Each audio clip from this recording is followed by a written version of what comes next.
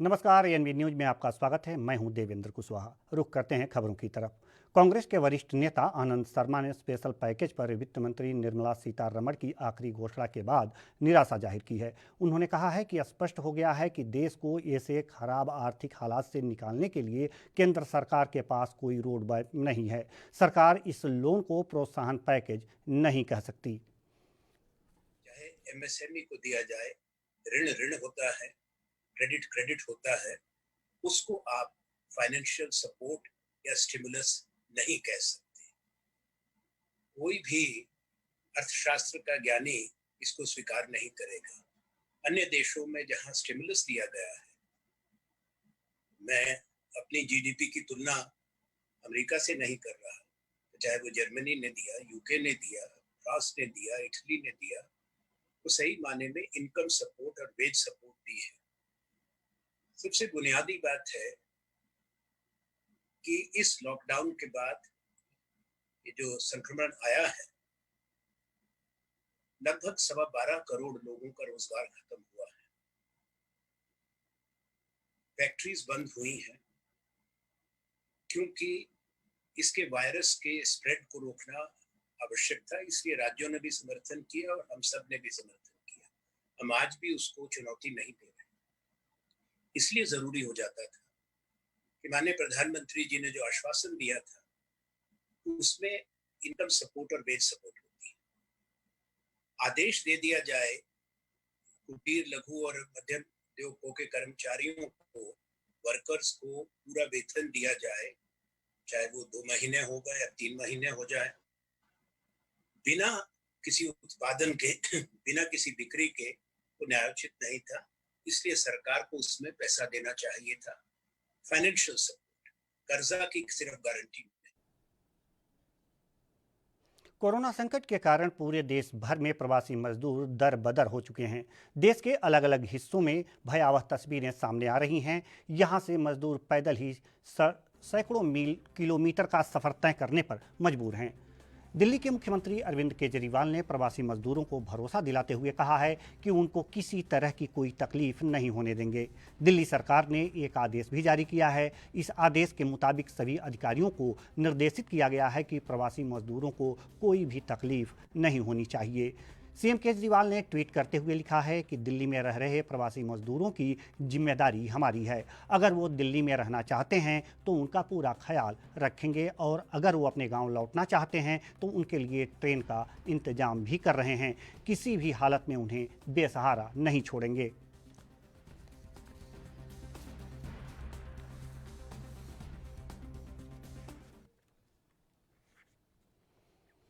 Corona lockdown का सबसे ज़्यादा असर प्रवासी मजदूरों और रोज कमाने खाने वाले लोगों पर पड़ा है, जिसके चलते लॉकडाउन के बाद से ही प्रवासियों का पलायन लगातार जारी है। इसी कड़ी में ताज़ा मामला हरियाणा के गुरुग्राम से सामने आया है, जहां प्रवासी मजदूरों ने रिलीफ सेंटर पर आरोप लगाए हैं कि उनसे रिलीफ सेंटर में घास कटवाई जाती थी और उनसे बर्तन धुलवाए जाते थे। इतना ही नहीं, दूसरे लोगों तक राशन पहुंचाने का भी इन्हीं से काम करवाया जाता था।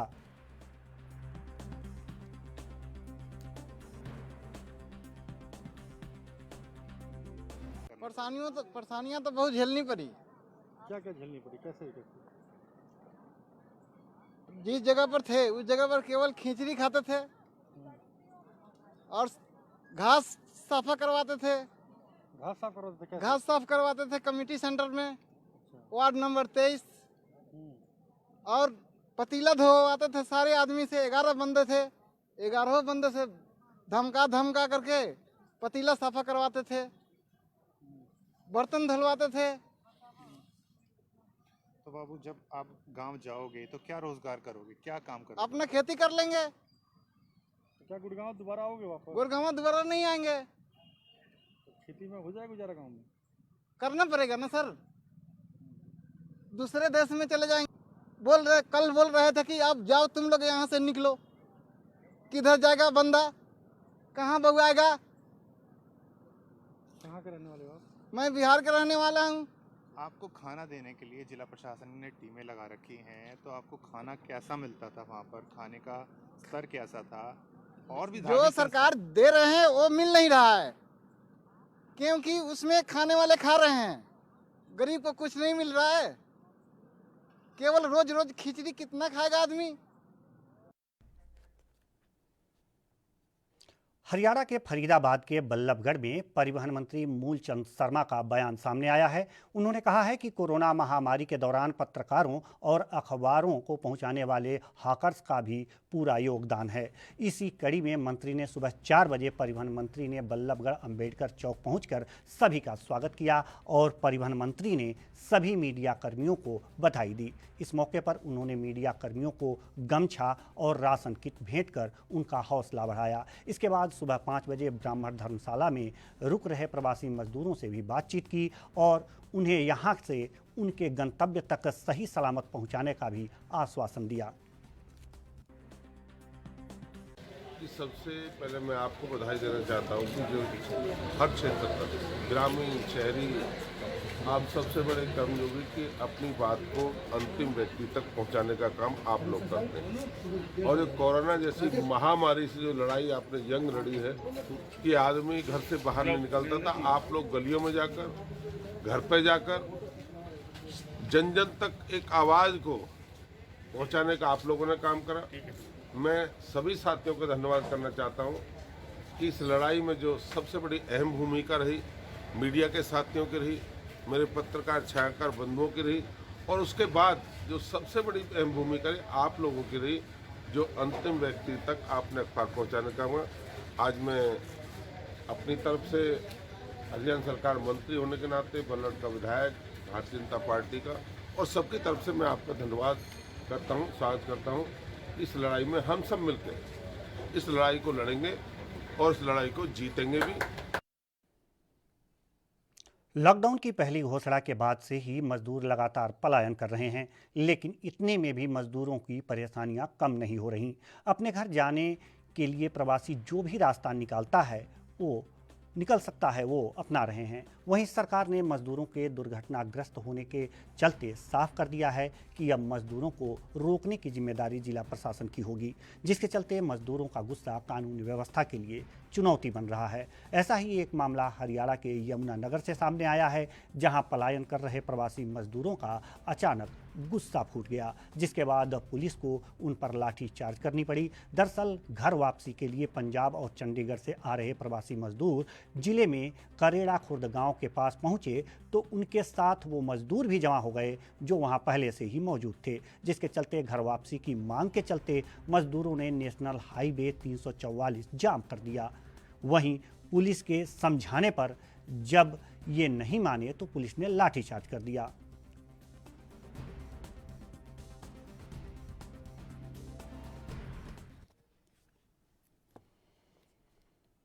एक तरफ कोरोना लॉकडाउन से लोग बेहाल हैं, ऐसे में हरियाणा के करनाल के आसपास के गांव के लोगों को दोहरी मार का सामना करना पड़ रहा है। दरअसल गांव रावर के पास आवर्धन नहर की पटरी टूट गई, जिससे कई फुट चौड़ी दरार आ गई और आसपास के कई गांवों में पानी घुस गया। हालांकि जिला प्रशासन ने सूचना मिलते ही राहत बचाव का काम शुरू किया और यमुनानगर हेड से नहर का पानी बंद करवाया गया, जिसके बाद अब पानी का बहाव काफ़ी कम हो पाया। इसी कड़ी में देखिए हमारे संवाददाता अमित भटनागर की ग्राउंड जीरो से खास रिपोर्ट। ANB न्यूज की टीम आज पहुंची है करनाल जिले के गांव रावर में। ग्राउंड जीरो से हम आपको तस्वीरें दिखाएंगे। करनाल की आवर्धन नहर जो टूटी है उसका पानी जो है गांवों में भरना शुरू हो चुका है। आप तस्वीरों में देख सकते हैं, इस समय हम करनाल के गांव रावर में मौजूद है। तस्वीरों में देख सकते हैं काफी पानी जो है गांव के अंदर भर चुका है और ये पानी अब धीरे धीरे जो है गांव के जो घर हैं उनके अंदर घुसना शुरू हो चुका है। तस्वीरें आप देख सकते हैं, सामान पूरा पानी के अंदर डूब चुका है। सोफे सामने जरूर नजर आ रहे हैं, ये भी बिल्कुल डूब चुके हैं। आखिर अगर इसकी बात करें पूरे मामले की तो इसमें जो है ग्रामीण वालों से जिस तरह से हमने बात की है उन्होंने यही बताया है कि जो हमने शिकायत भी पहले की थी, अगर पानी की बात करें तो करीब 3 बजे के करीब जो है ये बांध टूटी। तस्वीरों में सामने देख सकते हैं जो मंजी एक खाट है उसके ऊपर इनका सामान रखा हुआ है। पानी के अंदर जो है मंजी डूबी हुई है बिल्कुल।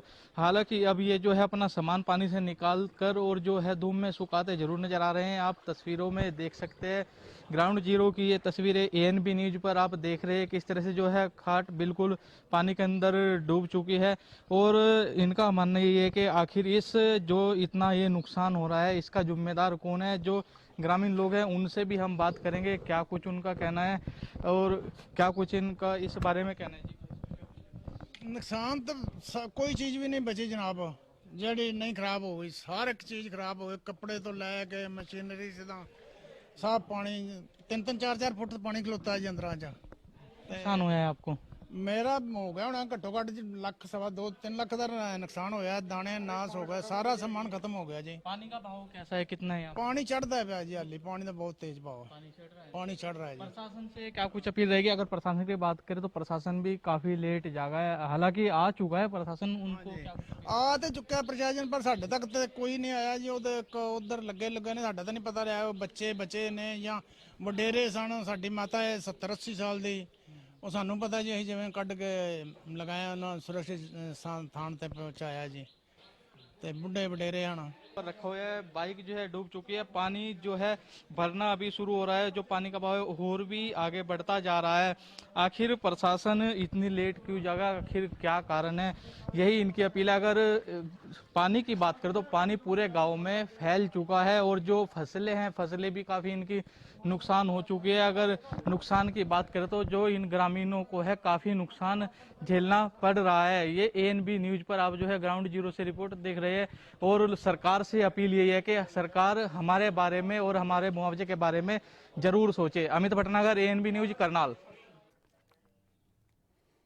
जोधपुर के सांसद और केंद्रीय जल शक्ति मंत्री गजेंद्र सिंह शेखावत ने कहा है कि प्रधानमंत्री नरेंद्र मोदी ने आत्मनिर्भर भारत पैकेज के माध्यम से समाज के प्रत्येक वर्ग को संबल देने का महत्वपूर्ण कदम उठाया है। राज्य के प्रत्येक पात्र तक यह लाभ पहुंचे और राजस्थान का विकास हो, यह हमारी सामूहिक जिम्मेदारी है।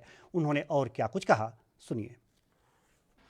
देखिए, माननीय प्रधानमंत्री जी ने इस कोविड की आपदा के प्रारंभ से जिस तरह से कोविड से देश को बचाना और बचाने के साथ साथ में इस चुनौती को अवसर के रूप में परिवर्तित करते हुए नया भारत बनाना, आत्मनिर्भर भारत बनाना, ये संदेश देश के सामने दुनिया व्यक्त किया और दुनिया के सामने ये संकल्प रखा कि हम इस चुनौती को अवसर में बदलेंगे और भारत को एक समर्थ, सक्षम, आत्मनिर्भर राष्ट्र बनाएंगे। और इस दृष्टिकोण से बहुत सारे पॉलिसी रिफॉर्म्स के साथ साथ में कई सेक्टर्स को इंसेंटिवाइजेशन करने का काम किया है। बिहार में कोरोना संक्रमण के आंकड़े लगातार बढ़ते ही जा रहे हैं। इस बीच रविवार को संक्रमण रोकने के लिए जारी लॉकडाउन का अंतिम दिन है। बिहार के मुख्यमंत्री नीतीश कुमार ने लॉकडाउन को 31 मई तक बढ़ाने का आग्रह केंद्र की नरेंद्र मोदी सरकार से किया है। देश भर के राज्यों के मुख्यमंत्रियों के साथ प्रधानमंत्री की बैठक में भी मुख्यमंत्री नीतीश कुमार लॉकडाउन को बढ़ाने को लेकर अपनी राय रख चुके हैं।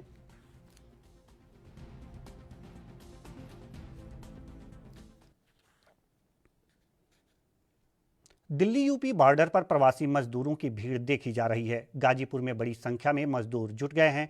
जानकारी के मुताबिक औरैया सड़क हादसे के बाद यूपी सरकार के उस आदेश के बाद यह भीड़ जुटी है जिसमें कहा गया है कि जो मजदूर पैदल जा रहे हैं उन्हें प्रशासन बस उपलब्ध कराएगी। जानकारी के मुताबिक बॉर्डर पर मजदूर लाइन लगाकर बस का इंतजार कर रहे हैं।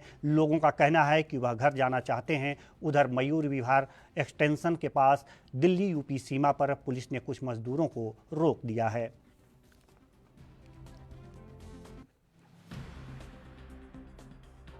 से या अन्य राज्यों से यूपी बॉर्डर पर आ गए थे।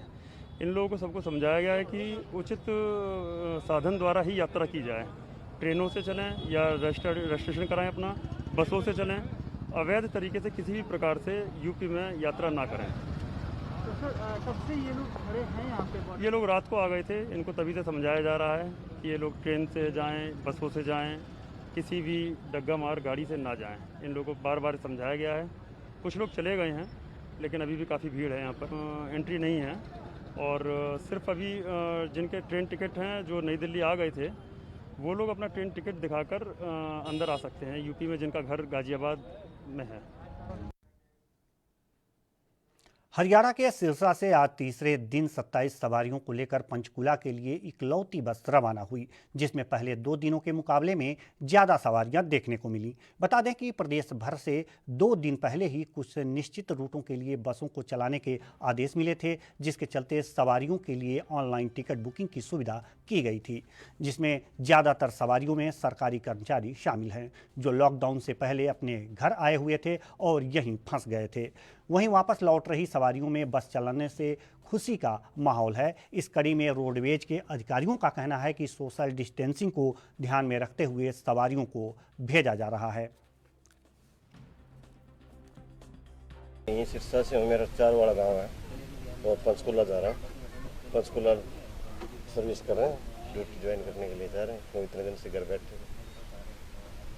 तो बस चली है किस बस चल रही है तो इसमें थोड़ा सा रात महसूस तो कर ही रहे हैं, नहीं तो इतने दिन घर बैठे थे।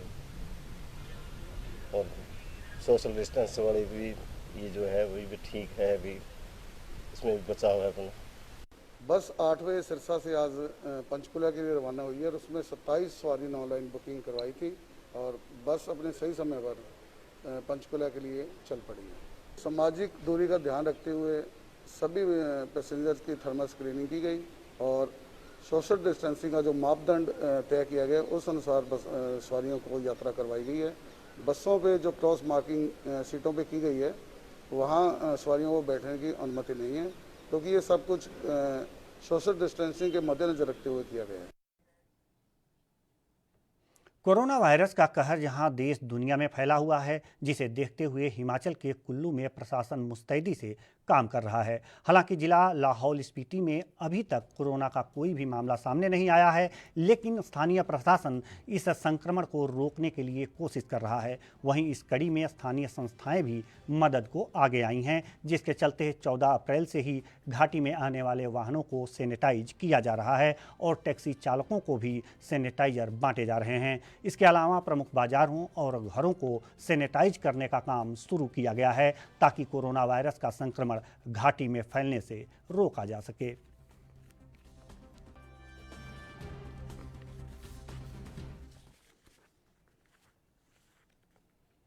हिमाचल के कुल्लू में परिवहन मंत्री गोविंद सिंह ठाकुर का बयान सामने आया है। उन्होंने हाल ही में बाहरी राज्यों से आए लोगों से क्वारंटीन के सभी नियमों का पालन करने की अपील की है। इसी के साथ ही मंत्री ने क्वारंटीन सेंटरों का निरीक्षण भी किया और मनाली और इसके आसपास के क्षेत्रों में रह रहे प्रवासी श्रमिकों से भी मुलाकात की। उन्होंने कहा कि कोरोना संकट के दौरान प्रवासी मजदूर घबराहट या अफरा तफरी में पलायन न करें। सरकार ने अब सभी विकास कार्यों और निजी निर्माण कार्यों को मंजूरी प्रदान कर दी है। जहाँ पर क्वारंटीन सेंटर्स हैं और जहाँ पर ज़्यादा संख्या में जो बाहर से हमारे लोग आए उनको ठहराया गया है, उन अधिकतर जगहों पर मैं व्यक्तिगत रूप से जाके आया हूँ। आज सबसे पहले तो हम मनाली के होटल रोहतांग मनालसू में गए, जहाँ पर लगभग 38 के करीब लोग हैं जिनको क्वारंटाइन किया गया है और वहाँ पर बहुत अच्छी व्यवस्था और सभी लोगों से हम मिले भी और सब ने पूर्ण रूप से संतोष प्रकट किया कि हर तरह से हमको यहाँ पर अलग से कमरे भी और हर तरह से खाना रहना सारी व्यवस्था बहुत उचित है। फिर उसके पश्चात हमने माउंटेनियरिंग इंस्टीट्यूट में, जहाँ पर कल जो गोवा से लगभग 400 जो हमारे बच्चे आए हैं, तो उनमें से 88 जो है वो माउंटेनियरिंग इंस्टीट्यूट में रखे गए हैं और माउंटेनियरिंग इंस्टीट्यूट के हॉस्टल हमारे बहुत अच्छे हैं। जब भी हमारे कोर्सेज होते हैं तो वहीं पर होते हैं और उसके अतिरिक्त 10 लोग और हैं जो पहले से वहाँ पर आए थे, इनको रखा गया तो लगभग 98 लोग, और उनसे भी मिल कर गया तो वहाँ भी हर प्रकार की व्यवस्था बहुत पूर्ण है और बहुत अच्छी है।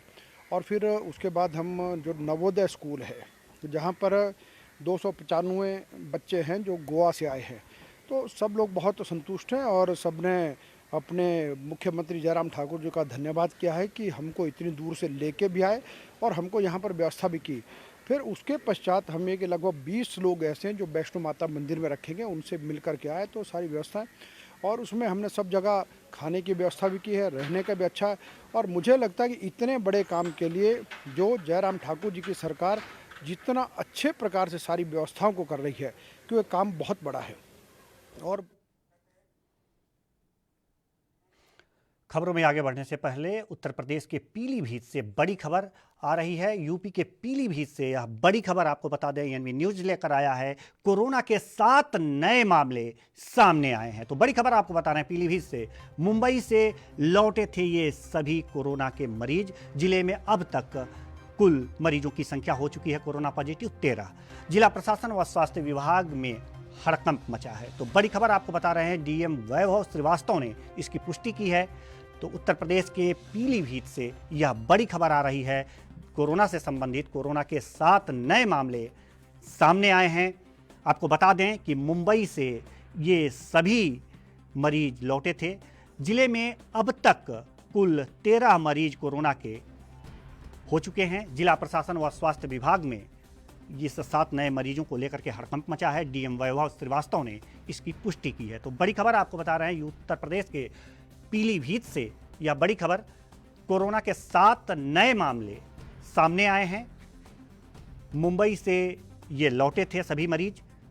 आपको बता दें कि जिले में अब तक कुल 13 मरीज कोरोना पॉजिटिव पाए गए हैं। तो जिला प्रशासन व स्वास्थ्य विभाग में इसको लेकर हड़कंप मचा हुआ है। इस खबर पर ज़्यादा जानकारी के साथ हमारे संवाददाता सुधीर दीक्षित फोनलाइन पर मौजूद हैं। जी सुधीर दीक्षित जी, पीलीभीत में 7 नए मामले सामने आ गए हैं जी, और क्या ताज़ा अपडेट है? 7 नए मामले सामने आने के बाद जो है यहाँ पर स्वास्थ्य विभाग में काफी जो है हलचल मची हुई है। ये सभी लोग जो थे ये 2 दिन पहले यहाँ पर प्रवासी मजदूर मुंबई से लौटे थे, जिनका स्वास्थ्य परीक्षण करने के लिए इनका सैंपल जो है वो जांच में भेजा गया और आज जो है इनकी रिपोर्ट जो आई है उसमें ये 7 लोग जो हैं पॉजिटिव पाए गए थे। जी सुधीर जी, एक बात और जाननी बहुत ही आवश्यक है कि आखिर जब ये जो मजदूर आए थे, प्रवासी मजदूर, उनको जब जांच के लिए उनका सैंपल लिया गया, उसके बाद जांच रिपोर्ट आई है, उससे पहले इन्हें किनके साथ रखा गया था? क्या उनको अलग रखा, क्वारंटीन किया गया था, कुछ अलग रखा गया था? उनके साथ तो और भी मजदूर आए होंगे। यहाँ पर लगभग 3 बैचों में 4000 मजदूर जो हैं बाहर से आए थे, जिसमें से पीलीभीत में भी काफी बड़ी संख्या में मजदूर थे। उन मजदूरों का सैंपल वहाँ भेजा गया, जिनमें से जो लोग पॉजिटिव आए उन्हें अभी क्वारंटीन नहीं किया गया था, इनको होम क्वारंटीन कराया गया, ऐसी सूत्रों से जानकारी मिली है। बाकी अधिकृत जानकारी के लिए जो है जिला प्रशासन अभी सामने नहीं आया है और इसकी अपडेट जो है वो भी मिलनी बाकी है। जी, अब अपडेट रखिएगा और इसकी जानकारी प्रशासन से लेते रहिएगा कि स्थितियां किस तरह से सामान्य हो रही हैं और किस तरह से प्रशासन कोरोना पर काबू पा रहा है। जी सुधीर जी, धन्यवाद जुड़ने के लिए। तो इस बड़ी खबर के साथ ही इस बुलेटिन में इतना ही। हमें दीजिए इजाज़त। नमस्कार।